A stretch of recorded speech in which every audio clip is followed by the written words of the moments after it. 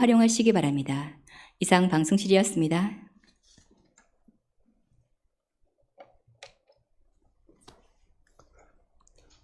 감사합니다. 오늘 우리에게 주신 하나님의 말씀은 에스라서 2장 1절에서 6절까지 말씀입니다. 구약성경 711페이지 에스라서 2장 1절에서 6절까지 말씀입니다. 저와 여러분이 한 절씩 교독하여서 하나님의 말씀을 봉독하도록 하겠습니다. 옛적에 바벨론 왕 느부갓네살에게 사로잡혀 바벨론으로 갔던 자들의 자손들 중에서 노임을 받고 예루살렘과 유다도로 돌아와 각기 각자의 성읍으로 돌아간 자 곧 스룹바벨과 예수아와 느헤미야와 스라야와 리엘레야와 모르드게와 빌산과 미스발과 비그웨와 르훔과 바하나 등과 함께 나온 이스라엘 백성의 명수가 이러하니 바로스 자손이 2172명이요 스바랴 자손이 372명이요 아라 자손이 775명이요 반 모압 자손 곧 예수아와 요압 자손이 2812명이요. 아멘. 이 시간 돌아온 사람들이라는 제목으로 말씀 전하실 때 큰 은혜 받으시길 바랍니다.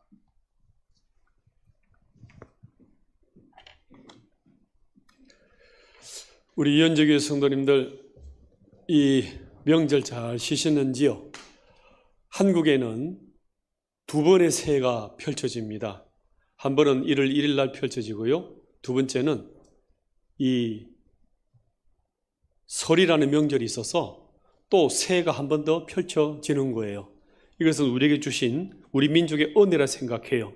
그래서 음력으로 시작되어지는 이 명절, 새 설 명절을 통해서 새 출발하는 마음을 가지고 또 하나님이 이 새해에 어떤 은혜를 주실까, 우리는 어떻게 새해를 출발해야 될까 하는 자세를 고취할 수 있는 좋은 기회가 되는 것 같습니다. 우리 설 명절을 맞이한 우리 연주교의 모든 성도님들과 모든 가족, 친지 모두가 예수님 믿어 가정 예배 드리며 하나님의 큰 복을 받아 누리시는 가족 되시기를 예수님 이름으로 축복합니다. 바벨론 제국이 당 시대를 지배하고 있었던 메대 나라가 있었습니다. 이 메대 나라에는 아스티아게스라는 왕이 있었고 이 왕이 사랑하는 만단의 공주가 있었습니다. 이 사랑하는 공주가 혼계가 차가지고 시집을 보내야 되겠는데 아직까지 부마, 사위를 못 얻었어요. 그런 중에 왕이 꿈을 꿨는데 만단의 이 공주 몸에서 물이 확 쏟아지는데 메대, 자기 나라를 뒤엎고 바벨론 제국을 뒤엎고 전 세계를 향하여 물이 쫙 펼쳐져 나가는 거예요. 너무나 신기해가지고 박수, 술객 불러가지고 꿈 해몽을 해봐라. 그랬더니만 꿈 해몽이 뭐냐면 왕이시여, 공주 몸에서 날 손주가 왕 이 메대 나라를 뒤엎고 바벨론을 정복하고 세계를 향하여 뻗어나갈 반역의 손주가 태어날 것입니다. 놀래가지고 그럼 어떡하면 되냐? 사위, 부마를 샀는데 반역의 위험이 없는 제일 약한 왕자, 다른 나라의 왕자를 택해서 결혼을 시켜라. 그래서 가장 허약한 족속의 왕자를 찾다가 제일 미미한 미약한 왕자를 찾다가 바사, 페르시아, 지금의 이란 땅이에요. 그 조그마한 민족에 있는 왕자를 택해 갖고 결혼을 시킵니다. 그래서 안심하고 살고 있다가 어느 날 또 꿈을 꾸었는데 포도나무 덩쿨이, 주먹만한 팔뚝만한 포도나무 덩쿨이 이 딸 몸에서 나오더니만 꿈틀꿈틀 다시 메대를 향하여 점령을 하고 바벨론을 향하여 정복을 하고 전 세계를 향하여 이 포도나무 덩쿨이 뻗어나기 시작하는 거예요. 이 뭐냐? 태모 같은. 그래서 다시 박수 술객들을 불러서 해석을 해보니까, 해몽을 해보니까 똑같습니다. 공주의 몸에서 나올 이 왕자 하나가, 손주가 왕의 나라를 뒤엎고 바벨론 제국을 점령하고 세계를 향하여 뻗어나갈 그런 꿈입니다. 그럼 뭐 잘못되냐? 둘 중에 하나는 죽여야 된다는 거예요. 공주를 죽이든지 손주를 죽이든지. 그런데 사랑하는 이 공주를 죽일 수가 없잖아요. 그래서 총리 하르타고스를 보내가지고 너가 공주 옆에 딱 붙어 있다가 공주가 딸을 놓으면 살려주고 왕자를 놓으면 어떡하라고요? 소리 없이 죽여버려라. 그리고 죽였다는 증거로서 두 귀를 잘라와라. 이렇게 얘기합니다. 출산 때가 되어서 알을 딱 놓고 보니까 공주가 낫게요? 왕자가 낫게요? 공주를 낳았으면 제가 이런 얘기를 와 하겠습니까? 알을 낳았는데 이 왕자가 너무 초롱초롱하고 탄력이 있고 명철해 보이고 너무 총명한 얼굴로 이 하르타고스 총리를 바라보고 있으니까 죽어야 되나 말아야 되나 이 갈등이 그냥 일어나는 거예요. 이것이 하나님이 감동을 주시는 장면입니다. 성령께서 주시는 감동이라는 거예요. 차마 그 왕의 명령대로 이 손주를 죽이지 못하고 사람을 찾아가지고 사산한 알을 그 집에 찾아가서 바꿔치기 해요. 그리고 사산된 그 하녀 몸에서 태어난 아기 귀를 잘라서 갖다 주고 이 손주는 그 시골 산동네에 있는 그 하녀 집에다가 기르게 합니다. 이래서 다 묻혀진 거예요. 이제 끝난 듯 했어요. 그럼 7년 뒤에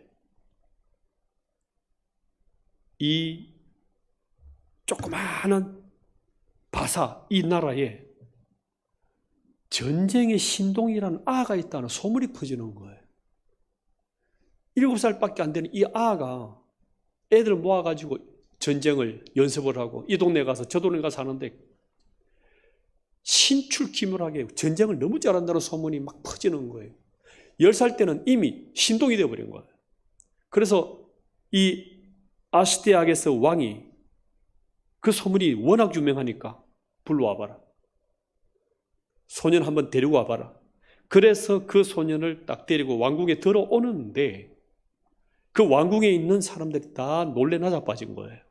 왜요? 딱 보니까 얼굴이 누굴 닮았게요? 이 아스티아게스 왕하고 붕어빵처럼 똑같아 버린 거예요. 이거는 속일 수 없는 공주의 얼굴을 담았고 왕의 얼굴을 담아서 다 똑같이 딱 확인하게 된 거예요. 그래서 묻습니다.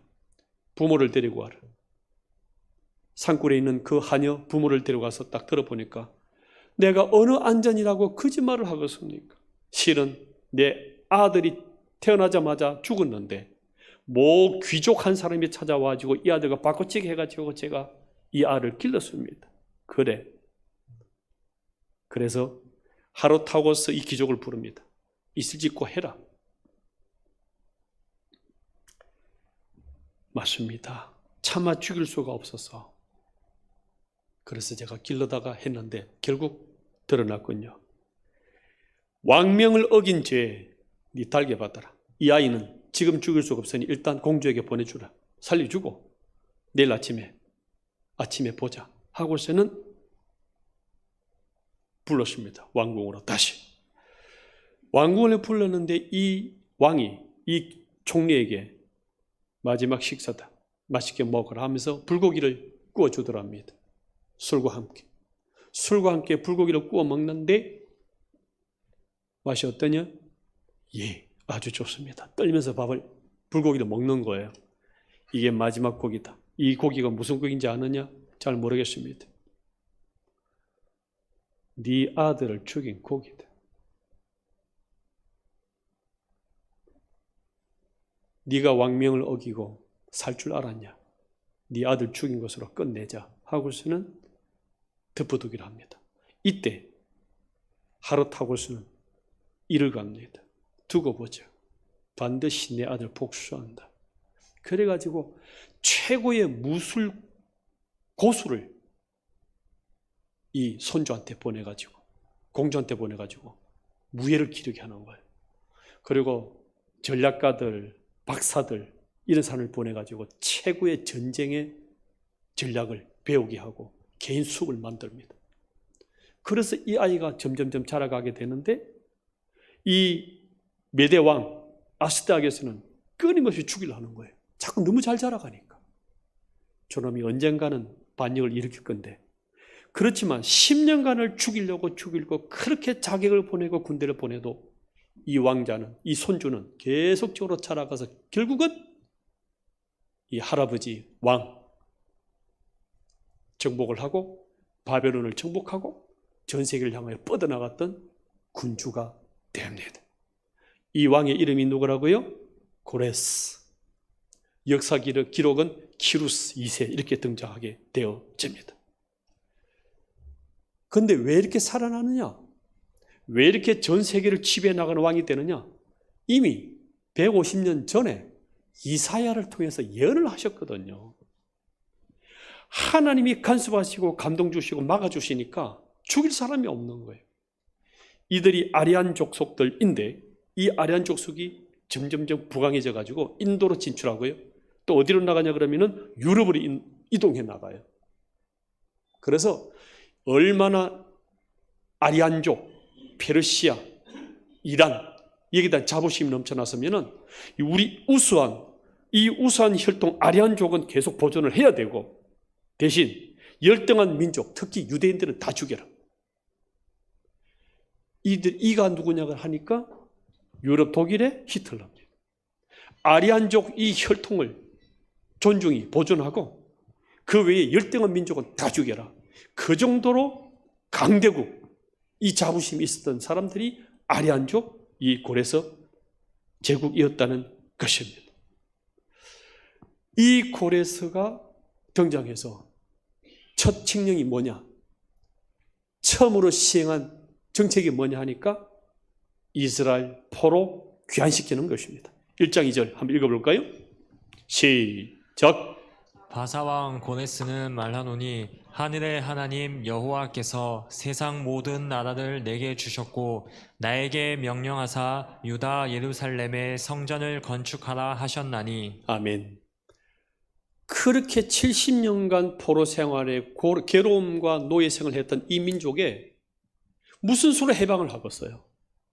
전쟁 무기를 준비하겠습니까? 군자금을 준비하겠습니까? 전술을 쓸 수 있습니까?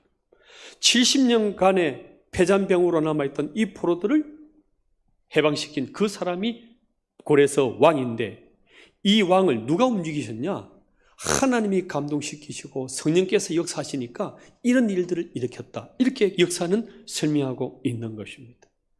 지금도 하나님은 살아계셔서 이 역사를 움직이고 있다는 사실을 믿으시기를 바랍니다.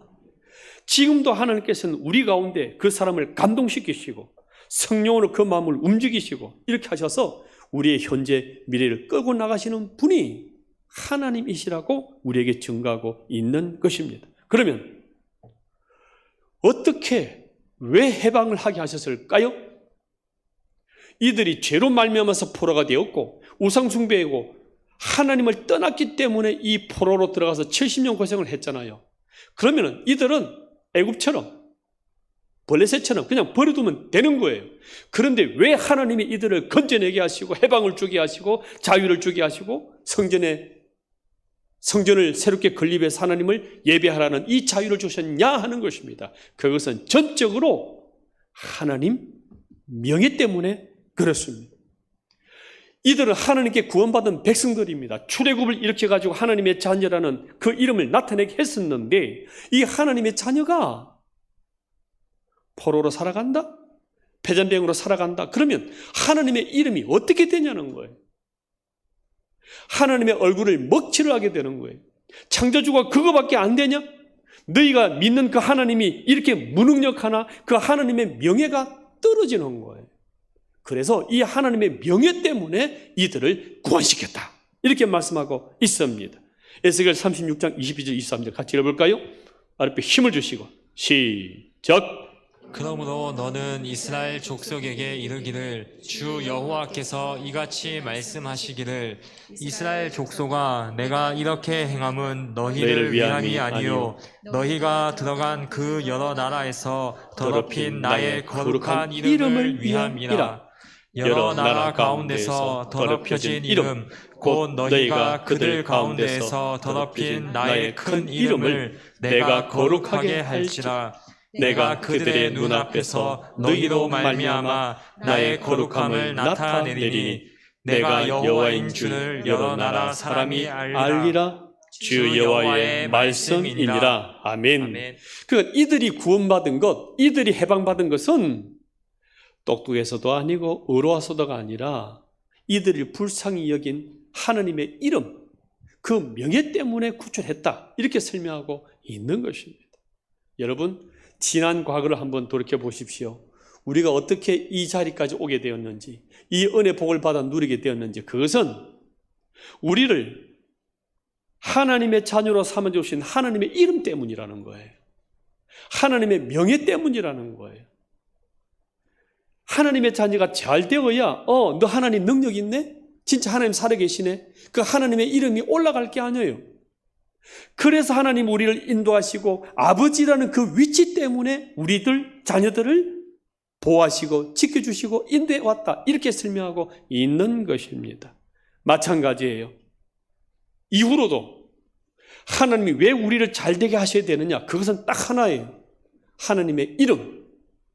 우리를 지으시고 부르시고 구원시켜서 인도해야 될 그 아버지라는 하나님 위치, 그 이름 때문에 우리를 인도하시고 지키신다고 말씀하고 있는 것입니다. 그래서 우리는 잘 될 수밖에 없는 존재라는 것입니다. 왜? 하나님 때문에. 그 하나님의 역사 때문에 우리는 승리할 수밖에 없는 존재다. 이렇게 말씀하고 있는 것입니다. 그래서 이 예수님 이름을 향하여, 하나님의 이름을 향하여 기도하시고 수고하시고 따라가 보십시오. 그때 하나님께서는 놀라운 은혜로 우리에게 부어주실 줄 믿으시기를 바랍니다. 두 번째는요, 이 기국이 해방을 받았습니다. 70년 만에. 이 기국이 쉬울까요? 어려울까요? 70년 만에 막상 해방은 받았지만 고향 땅으로, 예루살렘 땅으로 돌아간다는 것은 정말 어려운 일입니다. 왜요? 이들은 이미 선진 문물을 가지고 있는 이 바빌론 땅에 잘 살고 있습니다. 도시 문명 국가를 이루고 행복하게 살고 있는데 또 돌아가라고요? 노비를 나중에 보시게 되면 노비가 7,000명을 거느리고 있어요. 데리고 왔습니다. 노비를 7,000명 거느리고 소떼, 양떼를 많이 거느리고 있다는 것은 이 바빌론 땅에서 풍족히 잘 살고 있다는 증거란 말입니다. 근데 이걸 놔두고 내려가라고요? 바빌론 성은 성벽이 90m로 기록하고 있어요. 지금 한국 땅에서 본다 그러면은 아파트 30층의 높이예요. 이것이 바빌론 성 전체를 싸고 있다 생각해 보십시오. 당대 최고의 문명 문화 시설인데 이것을 고향 척박한 땅에, 유대 땅은 어떤 땅이에요? 광야예요. 사막이에요. 땅을 개간해가지고 농사를 지어야 될 멸망되어 버린 폐허의 땅이 예루살렘입니다. 거기에 돌아간다는 자체가 어려운 거예요. 이들이 16,000km를 걸어서 돌아간다면 그게 보통 일입니까?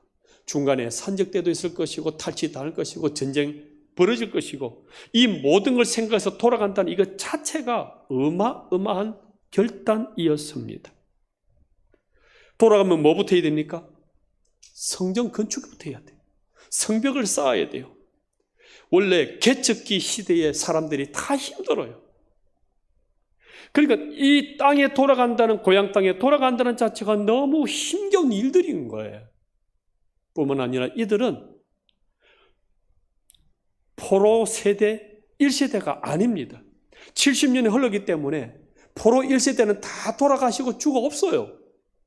남아있는 자들은 포로 2세대, 아들, 딸들. 이들이 왜 아버지 고향 땅까지 돌아가야 될 이유가 있나요? 돌아갈 이유가 없는 거예요. 그러니 이들이 일어나서 굳이 부모의 땅으로 다시 고향으로 돌아간다는 자체가 힘든 거예요. 우리 6.25 전쟁이 일어나가지고 남쪽으로 피난 온 북쪽 사람들이 많았습니다. 함경도, 평안도 이 사람들 그 열심, 성실. 그것 때문에 한국의 경제 부국이 된 거 사실 일조한 거예요. 그래서 한국에서 결혼도 하고 아들, 딸 놓고 땅도 사고 집도 짓고 잘 살고 있는데 북한에 가서 교회 건축해라? 가겠습니까? 어려운 거예요. 그런데 이들이 돌아가야 돼요. 왜요? 하나님이 주신 가나안 땅이기 때문에 그런 것입니다.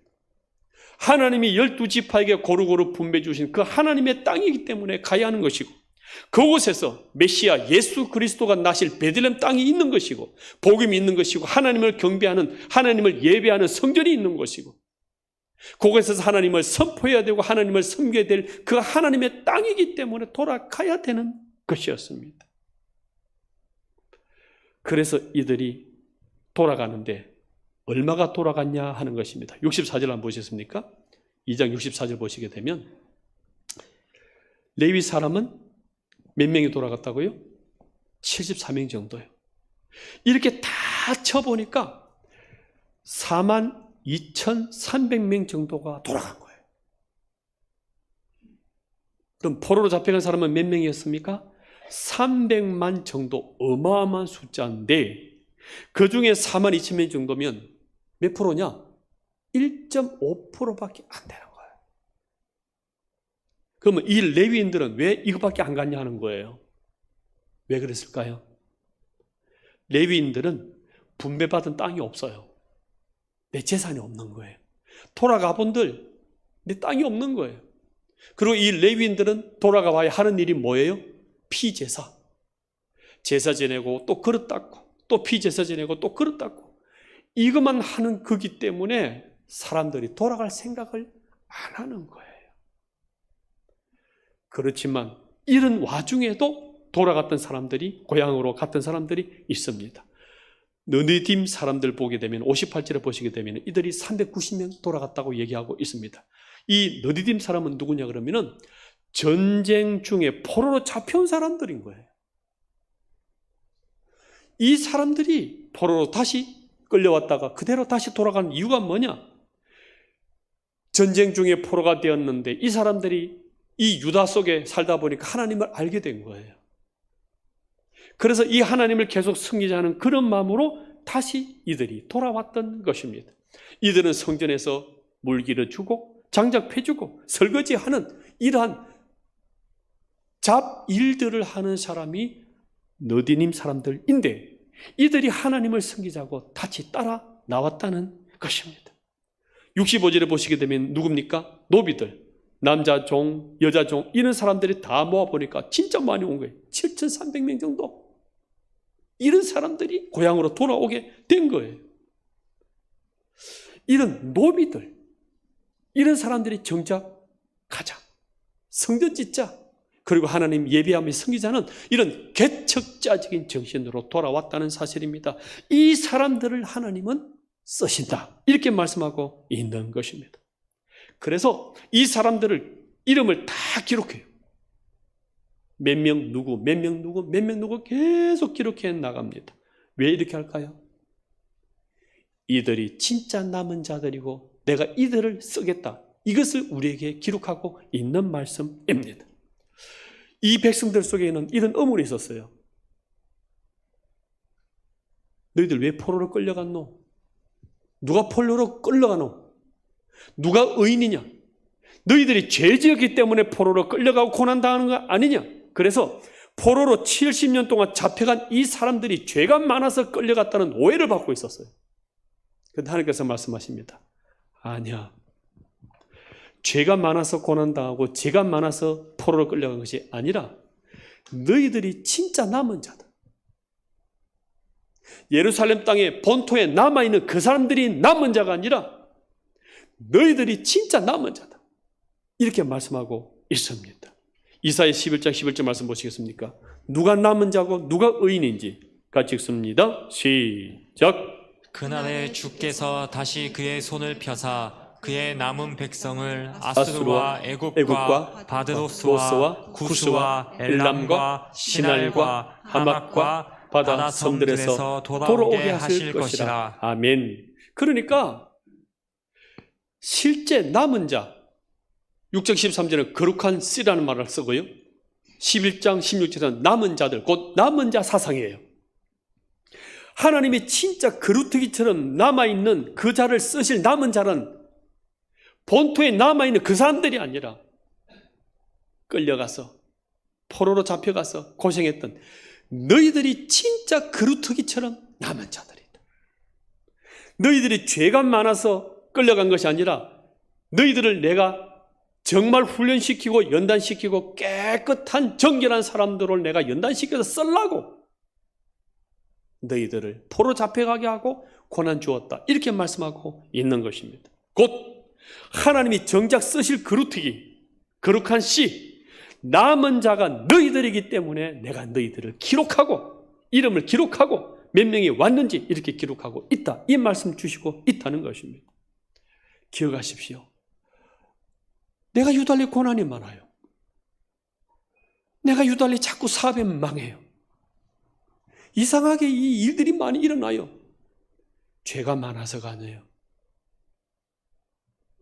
따로 구별하셔가지고 더 연단시키고 더 훈련시켜서 거룩한 씨앗으로 이 땅을, 이 민족을 변화시켜 나가는 귀한 남은 자로 쓰시기 위해서 고난이, 문제가, 아픔이 많은 삶을 살고 있다는 것을 기억하시고 하나님을 바라보시기를 주의 이름으로 축복합니다. 두 번째로는요, 이 고난 당했지만은 이름을 기록하고 숫자를 기록한 것은 너에게 상급이 있다는 것을 말씀해 주고 있다는 것입니다. 요한계시록을 보게 되면 기록한 책이 두 가지가 나와요. 요한계시록 20장 한번 보십시오. 또 내가 보니 죽은 자들이 큰 자나 작은 자나 그 보좌 앞에 서 있는데 무엇이 펴 있다 그랬어요? 한 권이 아니에요. 복수예요. 책이 많이 있어요. 책들이 펴 있고 또 다른 책이 펴져 있으니 곧 생명책과 행위책들이에요. 이 생명책과 행위책들을 가지고 하느님이 죽은 우리, 인생을 다 마치고 죽은 우리를 향하여 심판하시고 있다. 이렇게 말씀하고 있습니다. 죽은 자들이 자기 행위를 따라 책들에 기록된 대로 심판을 받으니 그냥 심판이 아니에요. 행위대로 심판한다는 거예요. 우리는 어떻게 해요? 생명책에 기록되기 때문에 다 천국에 가는 하나님의 자녀로 그 이름이 기록되었다는 것을 우리에게 보여주고 있는 거예요. 예수 그리스도 피값으로 우리가 죄 씻음 받았으면 이 생명책에 기록된 하나님의 자녀인 것을 믿으시기를 바랍니다. 두 번째로, 그런데 이 생명책에 기록되지 못한 다른 행위책에 기록된 이 사람들은 지옥 가요. 하나님 밖에 영벌, 영원한 벌을 받고 있는 사람들이라고 기록하고 있습니다. 그런데 이 지옥 가는 사람들도 종류가 있어요. 똑같이 한 곳에 가는 게 아니란 말이에요. 2주 전에 제가 금요 성경 캠프 때 말씀을 나누었지요. 착하게 살았고 인류 공헌을 한 세종대왕 이순신 장군 지옥 갑니까? 가요. 예수님의 피공로를 입지 못했기 때문에 가요. 그런데 단계가 달라요. 가장 악랄한 짓을 해서 유아폭행, 성폭행 해가지고 그 아이를 평생을 망쳐버린 이 자하고 이순신 장군이 같이 지옥 갈 수는 없잖아요. 단계가 다른 거예요. 그래서 이걸 단테는 지옥을 9가지로 나누고 천국을 10가지 단계로 나눠가지고 기록한 책이 신곡이라는 책이 있어요. 그것을 조금 참고를 할 수 있어요. 똑같진 않지만 저렇게 저 정도로 나눠지겠다. 그러나 연옥은 없어요. 그건 잘못된 거예요. 그러나 이 땅에서 행한 그대로 받는 거예요. 그래서 이 단테는 1지옥에는 가장 조금 나은 지옥에는 소크라테스, 공자 이런 사람들이 있을 거라 얘기하고 있어요. 여기에는 아마 추정을 해봅니다. 이순신이나 세종대왕 같은 이 1지옥에 가 있지 않겠느냐 얘기할 수 있겠죠.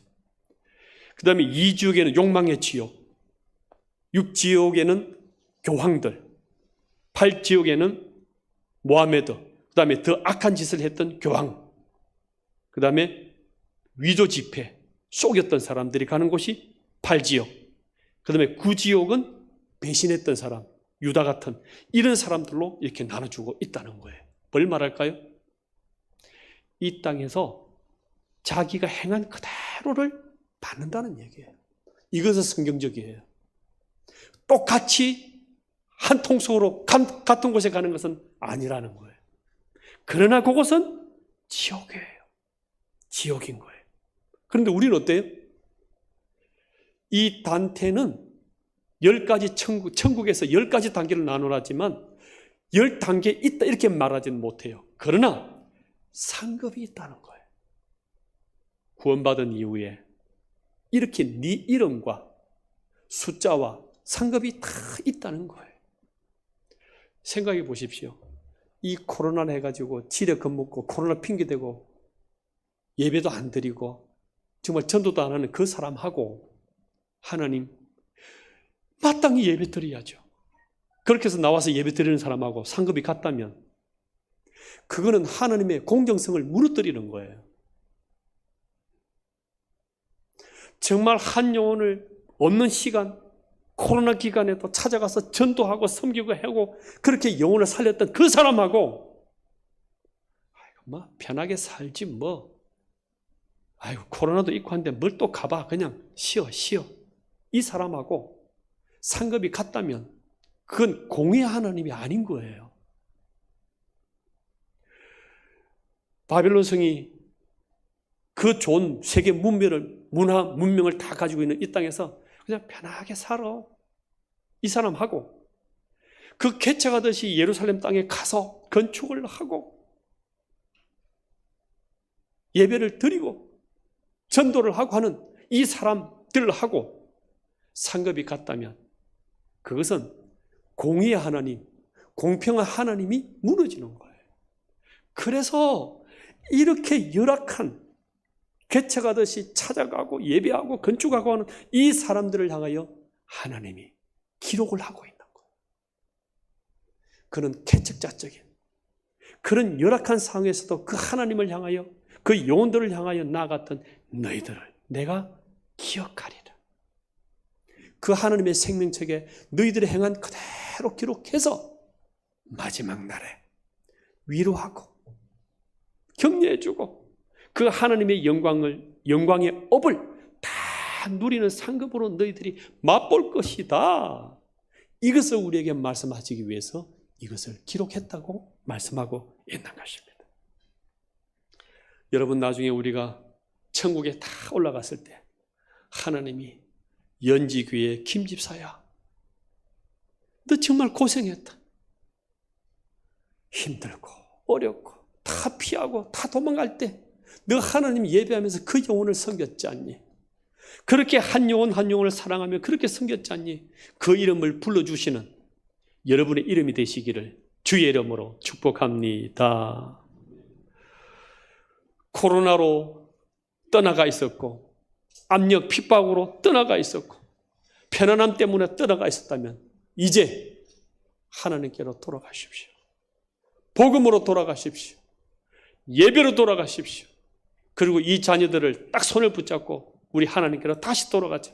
그리고 이 민족이 우리 국가가 우리 교회가 하나님 말씀 앞에 새롭게 서서 승리의 삶을 살아갈 수 있도록 새롭게 출발하는 저와 여러분 모든 가정 되시기를 예수님 이름으로 축복합니다. 찬송가 550장 우리 찬양하시면서 준비하신 예물 드리도록 하겠습니다.